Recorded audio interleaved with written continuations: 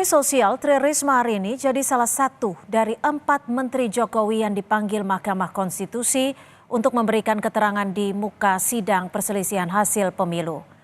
Risma menyebut hingga saat ini ia belum menerima undangannya. Namun Risma memastikan dirinya akan hadir untuk memberikan keterangan yang diperlukan jika panggilan telah ia terima. Itu mengalir. Belum saya terima, ya nanti kalau terima ya saya datang. Saya terima, ya nanti kalau terima ya saya datang. Perlu didengar oleh Mahkamah adalah Saudara Muhadjir Effendi, Menteri Koordinator Bidang Pembangunan Manusia dan Kebudayaan Republik Indonesia. Kemudian yang kedua, Bapak Airlangga Hartarto, Menteri Koordinator Bidang Perekonomian. 3, Ibu Sri Mulyani Indrawati, Menteri Keuangan. 4, Ibu Tri Risma hari ini, Menteri Sosial. Hakim Mahkamah Konstitusi sepakat untuk memanggil 4 menteri di Kabinet Presiden Jokowi untuk hadir dalam sidang sengketa pemilu. Hakim menilai kehadiran 4 menteri dianggap penting untuk dikonfirmasi terkait sengketa pemilu. Hakim membantah pemanggilan 4 menteri bukan untuk mengakomodir keinginan salah satu pemohon, melainkan murni keputusan hakim. Mata-mata Pak Uto untuk kepentingan para hakim.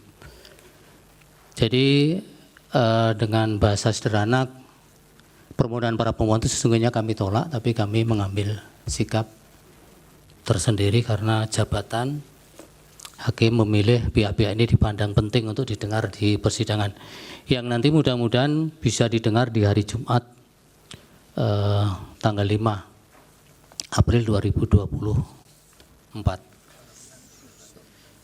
Kemudian catatan berikutnya adalah karena ini keterangan yang diminta oleh Mahkamah, maka nanti pihak-pihak tidak kami sediakan waktu untuk mengajukan pertanyaan.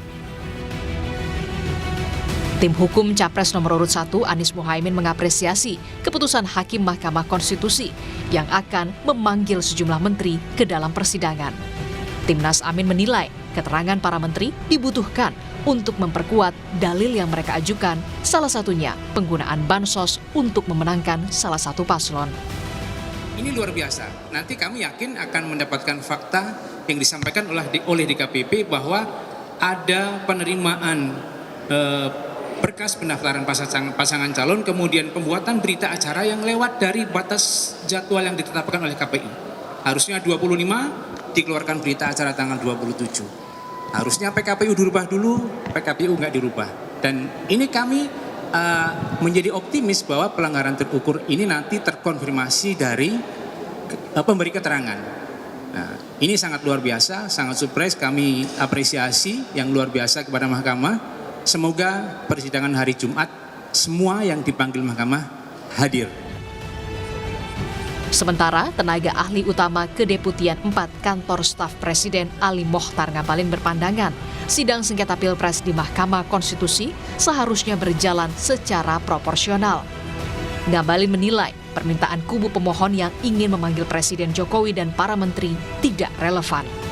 Dan hakim di sana akan sangat punya kewenangan yang begitu tinggi untuk bisa mengambil keputusan-keputusan penting itu. Di samping mari kita lihat jalannya persidangan itu secara proporsional agar bermainlah di areal itu. Tidak usah lagi Mahkamah Konstitusi itu menjadi satu tempat untuk orang menggunakan kepentingan politik praktis. Hakim Mahkamah Konstitusi memutuskan untuk memanggil 4 menteri Jokowi untuk bersaksi di sidang sengketa pemilu pada 5 April 2023. Tim Liputan Kompas TV.